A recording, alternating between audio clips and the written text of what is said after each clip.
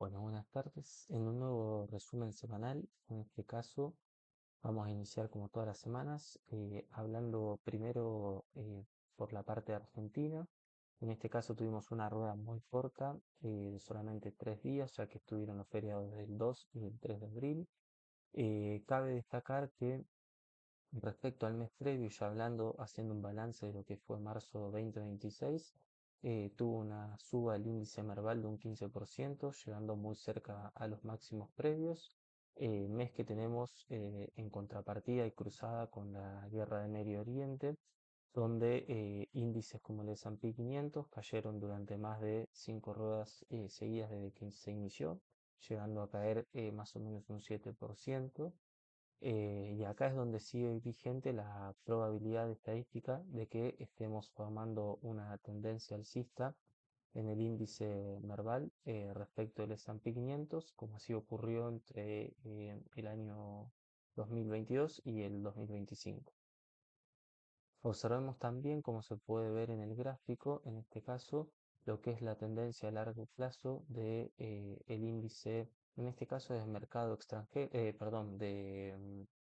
sí, sobre mercados extranjeros. En este caso, vamos a decir que está compuesto en su mayoría por empresas que conforman parte de Asia,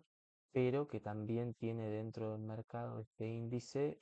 a países latinoamericanos. Como vemos, tiene una tendencia a la baja prolongada que viene aproximadamente desde el año 2010 y que a la actualidad podríamos estar llegando a quebrar con esa tendencia, como se puede ver. Posterior al rompimiento, esto es una visión mensual, por eso tiene gran peso cada una de estas velas, y como se puede observar, una vez que rompe esta línea de tendencia, vuelve a testearla posteriormente y parece mantenerse todavía por sobre encima de esto. ¿Qué me quiere indicar este tipo de gráfico? Que en caso de generarse un rompimiento de la tendencia, podríamos estar frente a un movimiento muy alcista de los mercados emergentes por sobre el S&P 500. Pasándolo a una visión semanal, lo podemos ver un poco más detallado, cómo generó el rompimiento y vuelve a rebotar sobre esta misma línea de tendencia bajista que proyectamos como figura ahí desde noviembre del 2010, lo cual no quiere decir que no se pueda generar un falso quiebre como en esta situación y que, bueno, vuelva a continuar a la baja. En realidad no es a la baja, sino que es una mayor ponderación, como viene sucediendo, del S&P 500 sobre los mercados emergentes. Bueno, por otro lado, y continuando hablando de lo que es el mercado internacional, la relación de Brasil contra Argentina, vamos a ver que salvo en el año 2025, que hubo un mejor perfilamiento del mercado brasilero por sobre el nacional, actualmente vamos a ver que estamos cerca de poder reversionar esto nuevamente y que el 2026 reperfile mejor el mercado argentino, claramente siendo las empresas energéticas aquellas que están volcando mayor peso sobre el índice y a partir de su gran performance está permitiendo que el mercado argentino continúe al alza. Esto lo podemos observar en el siguiente índice que correlaciona justamente ya en una visión semanal lo que es el índice Merval sobre el EWZ, que es el índice brasilero. Como podemos ver, tuvo un mejor perfil y acá en el año 2025, enero 2025 hasta septiembre más o menos, hubo una gran corrección del índice Merval por sobre el EWZ, que fue este gran año alcista que tuvo el mercado brasilero, viniendo de un 2024 con mucha suba previa del mercado nacional. Bueno, vemos que vuelve a rebotar sobre una línea de tendencia ya marcada desde el año 22 y que podríamos estar entonces frente a un posible rebote y continuidad de esa tendencia. Eso por un lado. Bueno, también cabe destacar que algo que llamó mucho la atención fue una de las noticias que se dio en YPF, en la cual lo que se va a permitir en este caso, por medio del CEO de la empresa, es evitar o congelar el aumento en los precios del producto del petróleo, en el combustible básicamente, sobre los surtidores durante un plazo de 45 días, lo cual esto tiene una lógica desde ese 51% estatal que conforma a YPF. Esto es algo que suele suceder mucho en las compañías público-privadas, donde hay ciertas decisiones que se tienen que tomar en base a cuestiones públicas, cuestiones estatales, sin tener en consideración en este caso o dejando o corriendo de lado al sector privado, que viene a ser el sector financiero, que en estos casos no estaría viéndose beneficiada por esta decisión. Por otro lado, también cabe destacar bueno, viendo un poco, vamos a ver primero un poco a estas empresas. Por un lado, en el caso de YPF, que vuelve a testear su máximo anterior de $47 y bueno, por el momento continúa por debajo del mismo, pero bueno, vemos una gran suba que se generó a partir del rompimiento de esta resistencia. Hoy,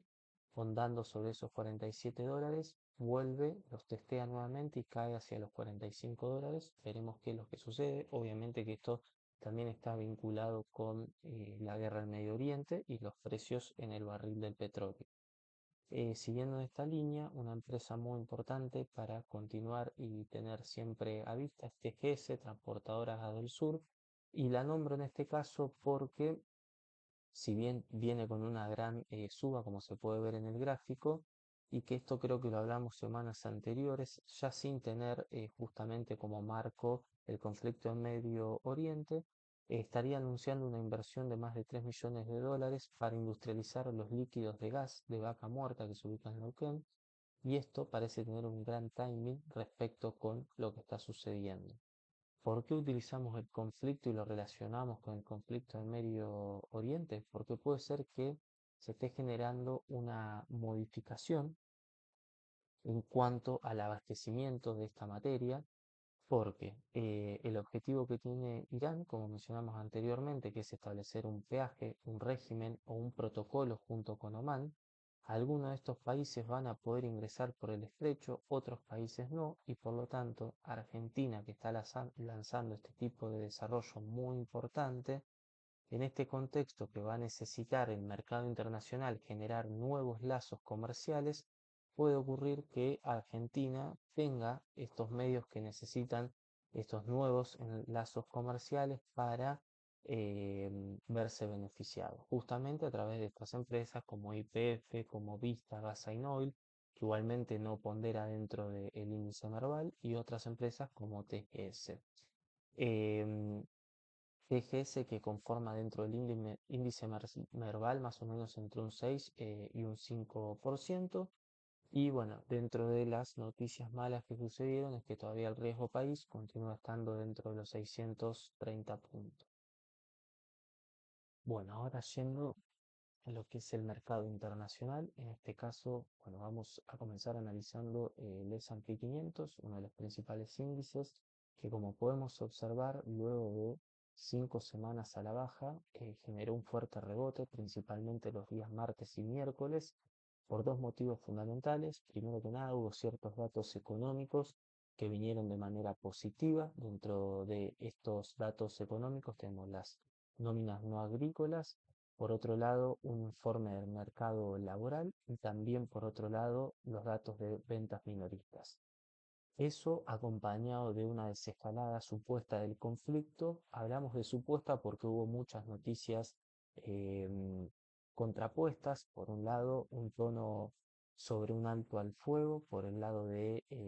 Donald Trump y también por el lado de el principal jefe de Estado iraní. Pero bueno, posteriormente continuaron ciertos conflictos, los mismos todavía no llegaron a su fin, y hay una modificación en cuanto a las noticias, que por un lado algunos tweets hablan de una desescalada del conflicto, pero por otro lado hay también amenazas dentro de cada uno de ellos donde de no llegar a un acuerdo puede continuar el fuego. Por ende, es un supuesto que todavía no ha llegado a su fin. Más allá de eso, los días martes y miércoles, donde hubo un supuesto acuerdo y cese al fuego, principalmente por el lado norteamericano a partir de un tuit de Donald Trump, generó un rebote muy fuerte que lo podemos ver en esta visión diaria. Acá el día martes 31, también seguido del miércoles primero y el jueves 2 de abril, que se mantuvo dentro de este precio, pero una cuestión clave a tener en cuenta, que todavía no me deja tranquilo, es que si bien se generó un rebote, no se supera esta zona que está conformada por la línea de 200 ruedas, una media móvil de 200 ruedas, que es muy importante para establecer si esto es un rebote contratendencial, es decir, un rebote sobre la caída previa y que continúe la caída del mercado, o si en su defecto es el principio de un impulso para continuar con esta tendencia a largo plazo que tiene el S&P 500. Por ende, todavía estamos en una situación de indefinición respecto a si vamos a continuar en esta tendencia a la baja o no. Bueno, lo más importante de los datos, vamos a decir que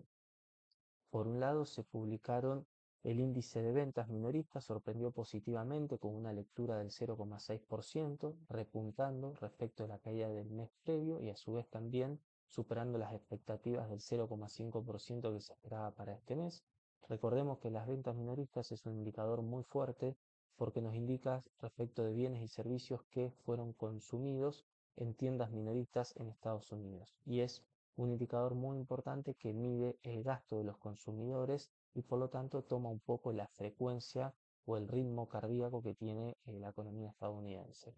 Por otro lado, tenemos el informe del mercado laboral que también trajo buenas lecturas con una tasa de desempleo que se desaceleró en el 4,3% y vemos que a pesar del rebote que tuvimos el mes pasado, hay una tendencia bajista respecto a lo que es la tasa de desempleo. Y por último, las nóminas no agrícolas, tenemos un dato importante, añadió 178.000 nuevos puestos de empleo en marzo del 2026 y esto es muy importante porque recordemos que miden el cambio en el número de personas que fueron empleadas durante el último mes a todas las empresas no agrícolas, que estas empresas no agrícolas representan el 80% de las empresas norteamericanas.